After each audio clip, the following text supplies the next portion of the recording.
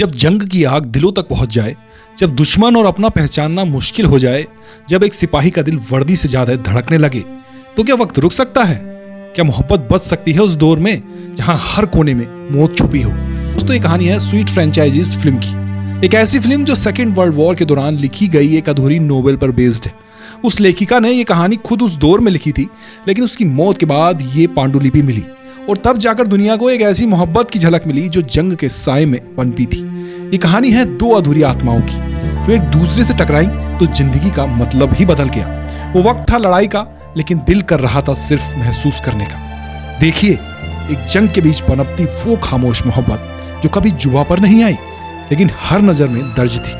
ये लड़की तब चौंक गई जब उसे पता लगा कि दुश्मन की फौज उसके दरवाजे तक आ पहुंची है। उसे और भी ज्यादा मायूसी तब हुई जब उसने देखा कि वो लोग जबरदस्ती एक कमरा कब्जा रहे थे जहां आने वाले अफसर रहने वाले थे। जब उसने सोचा कि वो दुश्मन उसी के घर में रहेगा, तो उसके दिल में अनचाहे अफसर के लिए नफरत भर गई। लेकिन अफसरों ने जो कमरा चुना वो जैनी के माँ बाप का कमरा था। भले ही उसके माँ बाप इस जंग से बहुत पहले मारे जा चुके थे, अब तो बस वो और उसके दादा ही एक दूसरे का सहारा थे। लेकिन फिर भी वो रोज उस कमरे को ऐसे साफ करती थी जैसे वहां अब भी उसकी माँ बाप की मौजूदगी हो। पर अब उस आखिरी याद को भी बेरहमी से रोन दिया गया। इससे उसके मन में दुश्मन ऑफिसर के लिए नफरत और गहरी हो गई। लेकिन जंग हारी हुई आम लड़की होने के नाते उसे बस अपना गुस्सा और दर्द अंदर ही दबाना पड़ा। शायद यही दबाव और दर्द बहुत भारी था। इस बार फ्रांस में सर्दियां भी बहुत ज्यादा सख्त थी। आग जलाने के बाद भी घर की ठंड खत्म ही नहीं हो रही थी। एक दूसरे की रूह को थोड़ी सी राहत देने के लिए जैनी ने प्रिल्यूड बजाना शुरू किया। ठंडी हवा में वो उदास धुन धीरे धीरे फैलने लगी, जैसे किसी ने दर्द और तड़प को सुरों में ढाल दिया हो। लेकिन जैनी और उसके दादा को इस बात की भनक तक नहीं थी कि एक मिलिट्री गाड़ी धीरे धीरे उनकी तरफ आ रही है। शायद वो धुन इतनी खूबसूरत थी कि गाड़ी खुद ब खुद धीमी हो गई, जैसे वो भी इस पल की शांति को तोड़ना नहीं चाहती थी। बहुत देर बाद जैनी ने धीरे से दरवाजा खोला, लेकिन जैसे ही उसकी परछाई बाहर आई, वो पुरानी उदास धुन एकदम रुक गई। जैनी की आंखों में डर और गुस्सा दोनों थे। उसने खामोशी को अपना हथियार बना लिया, लेकिन उसकी सोच से बिल्कुल उलट वो नाजी ऑफिसर बहुत ही शालीन और फ्रेंच में अच्छी बात करने वाला था। उसके लफ्जों में बेबसी और अफसोस झलक रहा था। उसने बताया कि वो बस अपने सीनियर अफसरों के हुक्म का पालन कर रहा था। अगर आर्मी का ऑर्डर ना होता तो वो कभी भी उसकी जिंदगी में दखल नहीं देता। ऑफिसर की सच्ची बातों के बावजूद जैनी और उसके दादा कुछ नहीं बोले और वोना को भी मजबूरी में ये बात स्वीकार करनी पड़ी। फिर जैनी ने उसे अपने माँ बाप का कमरा दिखाया। वोना ने कमरे को देखा और खुश हुआ, लेकिन जैसे ही उसने शुक्रिया कहना चाहा, जैनी ने दरवाजे पर ही उसे रोक दिया और अपनी इज्जत की हिफाजत की। वोना ने इस पर गुस्सा नहीं दिखाया। वो हर रोज उसे गुड मॉर्निंग और गुड नाइट करता रहा, सच्चा शुक्रिया और बिना कोई शिकवा। जब भी वो बोलता, उसकी नजरें हमेशा जैनी पर टिकी रहती। लेकिन उस ऑफिसर के लाख अपनापन दिखाने के बाद भी जैनी और उसके दादा हमेशा ठंडे ही रहे। जब वो ऑफिसर चला जाता, दादा कमरे की चुप्पी देखकर चाहते थे कि जैनी फिर से बाग का प्रिल्यूड बजाए, लेकिन जैनी ने बिना सोचे समझे मना कर दिया। जब तक वो यहाँ है मैं नहीं बजाऊंगी। नफरत की दीवार अब भी वैसे ही खड़ी थी, लेकिन किस्मत की चालें कब बदलती हैं कौन जाने। उस दिन जैनी रोज की तरह सामान लेने टाउन गई थी, और जब लौटी तो देखा उसकी साइकिल चोरी हो चुकी है। अब उसे पैदल घर लौटना पड़ा। थोड़ी देर में उसके पैरों में छाले पड़ गए। वो थक कर एक जगह बैठ गई। तभी उसी ऑफिसर की गाड़ी वहां से गुजरी। उसने सच्चे मन से जैनी को घर छोड़ने को कहा। जैनी थोड़ी देर सोचती रही, फिर अपना बैग उठाया और धीरे धीरे गाड़ी की तरफ बढ़ी। उस ऑफिसर ने मुस्कुराते हुए दरवाजा खोला। वो बेसब्री से इस खास लड़की को गाड़ी में बैठाने के लिए तैयार था, लेकिन जैनी चुपचाप उसके पास से निकल गई।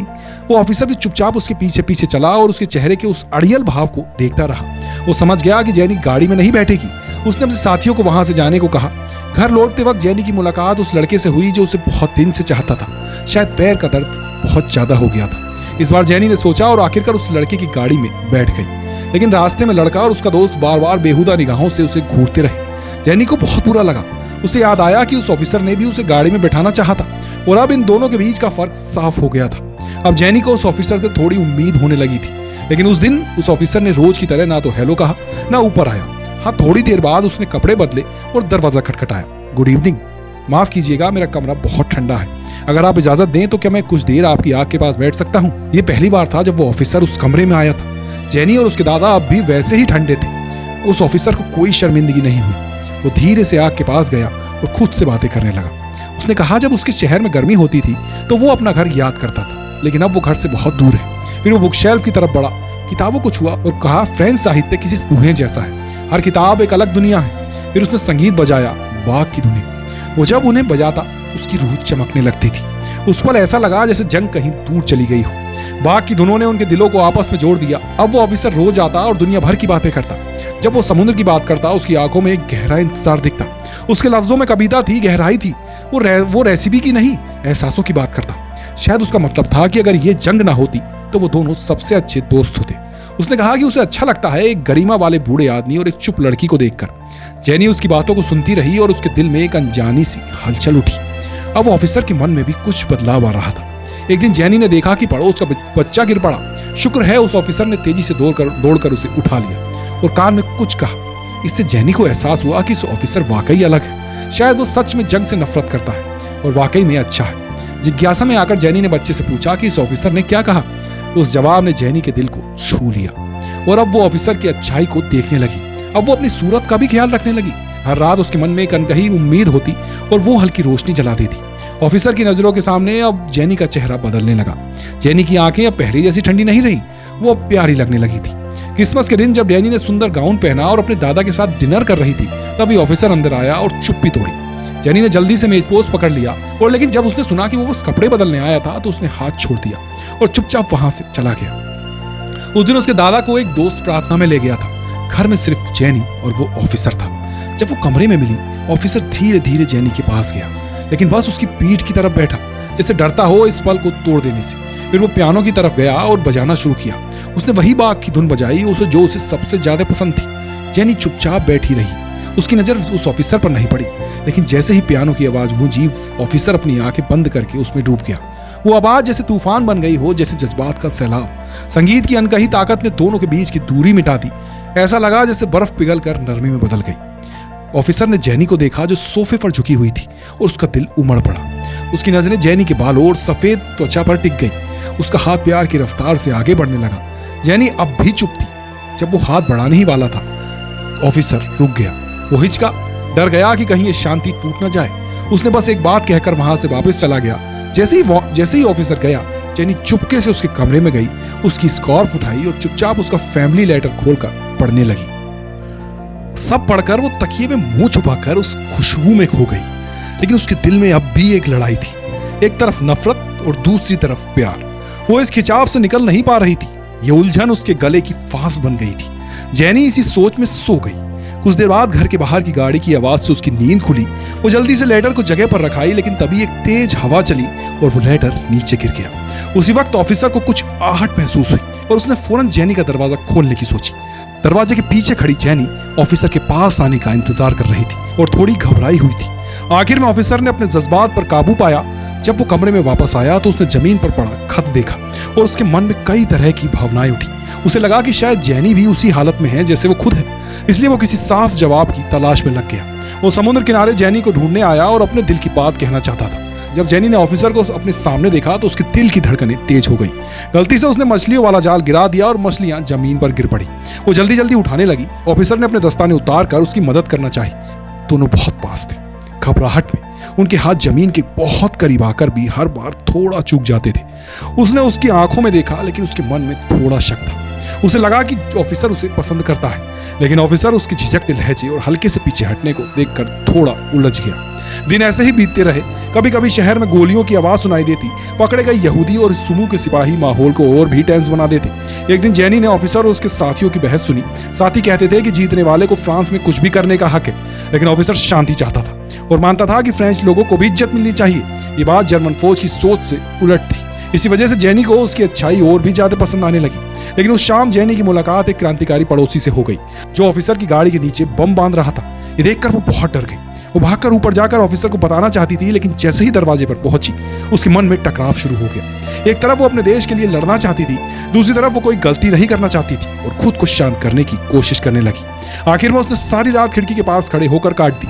सुबह होते ही उसने देखा कि दुश्मन के 2 ऑफिसर उस मौत की गाड़ी की तरफ जा रहे थे। जेनी की आंखें फैल गईं, उसकी पुतलियां सिकुड़ गईं, उसका दिल घबरा गया। उसने मन ही मन प्रार्थना की कि ऑफिसर इस जाल में ना फंसे। उस पल देशभक्ति और प्यार के बीच उसकी आत्मा फट गई। जेनी जानती थी कि उसे कोई फैसला लेना है। वो सब कुछ भूलकर पियानो की तरफ भागी। उसकी उंगलियां चिड़िया की तरह उड़ती हुई बाघ का संगीत बजाने लगी। वो धुन जैसे किसी जान बचाने वाली डोरी की तरह थी, ऑफिसर अपना घर छोड़ने ही वाला था कि उसने पियानो की अजीब आवाज सुनी। उसके चेहरे पर बारिश की तरह नरमी और शालीनता थी। वो जल्दी जल्दी पियानो की तरफ गया और महसूस किया कि यह संगीत पहले वाले उदासी भरे धुन की तरह है। यह सीधे उसके दिल तक पहुंच गया। उसने देखा कि जेनी की आंखें सुनहरी हैं, उसका मुंह खुला है जैसे वो कुछ कहना चाहती हो, लेकिन कुछ बोल नहीं पा रही। ऑफिसर ने उसकी बात समझने की कोशिश की। तभी बाहर एक जोरदार धमाके की आवाज आई। जेनी थोड़ा सहम गई, फिर बेचैनी से भर गई। ऑफिसर भी डर से घबरा गया। जब ऑफिसर बाहर निकला तो उसने देखा कि उसके 2 साथी मर चुके हैं, लेकिन जलती आग के उस पार उसे फिर से जेनी की याद आई। कुछ ही देर में वो पड़ोसी जोड़ा पकड़ा गया। जेनी का दिल टूट गया। उसने उनके छोटे बच्चों को अपना लिया और अब भी उम्मीद कर रही थी कि शायद ऑफिसर उन्हें बचा पाए। लेकिन जब वो फांसी वाले मैदान पर पहुंची, वहां उसने सिर्फ बंदूक लिए सिपाहियों का झुंड देखा। ऑफिसर ने दूर से जेनी को देखा और उसके मन की उलझन समझ गया। वो भी एक आम ऑफिसर था। इतने बड़े जुल्म के सामने और ऊपर वालों की मर्जी के सामने वो कुछ नहीं कर सका। उस रात ऑफिसर बहुत उदास था। वो रोज की तरह ड्राइंग रूम में नहीं गया, बल्कि चुपचाप अपना सामान समेटने लगा। धीरे धीरे दरवाजे की तरफ बढ़ा, लेकिन जेनी के दादा ने उसे रोक लिया। उसने धीरे से पलटकर अपने बुजुर्गों की तरफ देखा और जबरदस्ती मुस्कान दी। उसने कहा, मैं जा रहा हूँ शायद रेड क्रॉस के फ्रंट लाइन पर। वहां एक अनजान जंग है, बर्फ और खून से भरी हुई। जब उसने अलविदा कहा तो उसकी आवाज थोड़ी कांप रही थी, लेकिन उसमें एक ठहराव था, एक ऐसा जज्बा जो सिपाही के दिल में हमेशा होता है। आखिर में उसने एक बात कही, गुड नाइट और हमेशा के लिए, जैसे पहली मुलाकात का पल वापस आ गया हो। जेनी चुपचाप ऑफिसर को देखती रही। उसकी आंखों में दर्द और बेबसी थी। उन्होंने कभी एक दूसरे से अपने जज्बात की बात नहीं की, लेकिन उनके दिल पहले से ही जुड़ चुके थे। आंसू उसके गालों पर गिरते रहे। उसका दिल दुख से भर गया। ये एक आने वाले बिछड़ने की विदाई थी और उस एहसास से जुड़ी तकलीफ थी जिसे वो छोड़ नहीं पा रही थी। जब ऑफिसर ने हवा में अलविदा कहा तो जेनी अब और नहीं सह पाई और दरवाजे की तरफ भागी। सब कुछ भूलकर वो गाड़ी की तरफ दौड़ी जिसमें ऑफिसर बैठा था। ऑफिसर धीरे से गाड़ी से उतरा और जेनी की तरफ देखा। उसकी आंखों में जैसे हजारों अल्फाज जमा थे। उसका दिल दर्द से भरा हुआ था, आंखें नम थी।